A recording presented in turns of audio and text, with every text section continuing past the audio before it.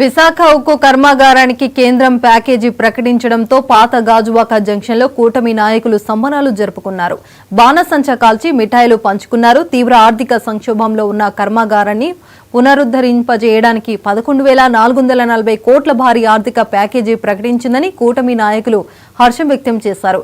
ప్రధాని నరేంద్ర మోడీకి AP CM Chandrababu, deputy CM Pawan Kalyan కు కృతజ్ఞతలు తెలిపారు.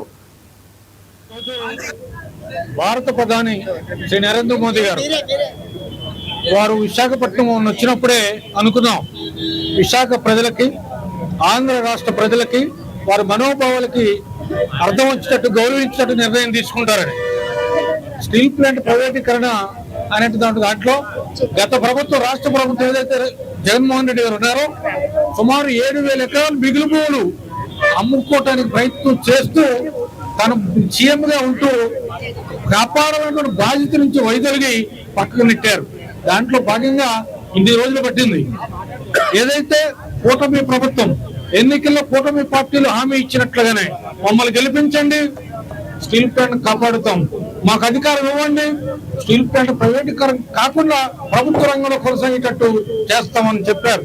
దాంట్లో భాగంగా మొన్న అత్యంత మెజారిటీతో ఇక్కడ ఉండేటువంటి శాసనసభ్యులను శ్రీ పల్లా శ్రీనివాస్ గారిని, అలాగే ఎంపీ భర్త గారిని, చుట్టుపక్కల ఉన్నటువంటి ఎమ్మెల్యేలు కూడా పూర్తి స్థాయిలో మాకు అధికారం వచ్చింది. ఈ అధికారం ప్రజలకు ఉపయోగపడాలి. ఈ అధికారం కేవలం ఎమ్మెల్యేలు, ఎంపీలుగా ఉండడానికి కాదు. ఈ అధికారం ద్వారా స్టీల్ ప్లాంట్ పరిరక్షించాలి, ఆంధ్ర తాలూకు మనోభావాలకి దెబ్బతిరకుండా కాపాడుకోవాలని చెప్పి విశాఖ ఉక్కు కర్మాగారానికి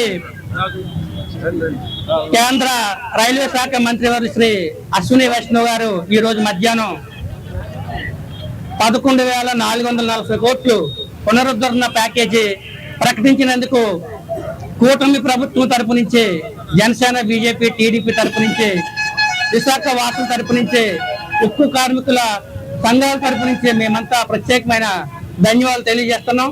ప్రధానమంత్రి శ్రీ నరేంద్ర మోదీ గారి నాయకత్వంలో నిన్ననే కేబినెట్ లో ఆమోదించబడింది. మనందరికీ తెలుసు, 8వ తేదీ ప్రధానమంత్రి శ్రీ నరేంద్ర మోదీ గారు విశాఖ జిల్లా వచ్చారు. ఆయన మన అందరి ఆకాంక్షను నెరవేరుస్తారని ఆ రోజు అందరూ ఎదురు చూశారు.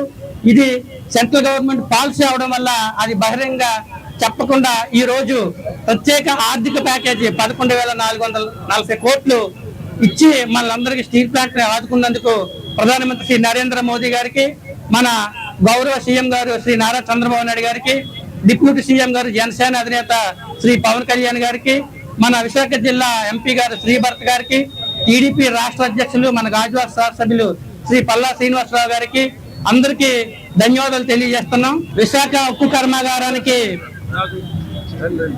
కేంద్ర రైల్వే శాఖ మంత్రి వారు శ్రీ అశ్విని వైష్ణవ్ గారు ఈ రోజు మధ్యాహ్నం 11,440 కోట్లు ఈ రోజు ఒకప్పుడు విశాఖ ఉక్కు ఆంధ్ర లెక్క అన్నారు, కానీ ఈ రోజు ఒక చారిత్రాత్మక ప్యాకేజ్ తో విశాఖ ఉక్కు ఈ దేశ ప్రజల హక్కు అనే రీతిలో ఒక చారిత్రాత్మకమైన ప్యాకేజీ ప్రకటించిన దేశ ప్రధానమంత్రి శ్రీ నరేంద్ర మోడీ గారికి, అందుకు సహకరించిన ఆంధ్రప్రదేశ్ రాష్ట్ర ముఖ్యమంత్రి వర్యులు మాన్య శ్రీ నారా చంద్రబాబు నాయుడు గారికి, అతి చొరవ చూపిన జనసేన అధ్యక్షులు పవన్ కళ్యాణ్ గారికి, అలాగే స్థానిక శాసనసభ్యులు విశాఖ స్టీల్ ప్లాంట్ ఉద్యమానికి ప్రాణత్యాగానికి సిద్ధపడి అమర నిరాధ్యత చేసి ఉద్యమానికి ఊపు తీసుకొచ్చిన పల్లా శ్రీనివాస గారికి, అలాగే ఎంపీ శ్రీభర్త గారికి పేరు పేరున ధన్యవాదాలు తెలియజేసుకుంటూ, ఇప్పటికైనా ఈ రోజు వైసీపీ నాయకులు కానీ వారికి వంత పాడుతున్న పేటీఎం, సిపిఎం, సిపిఐ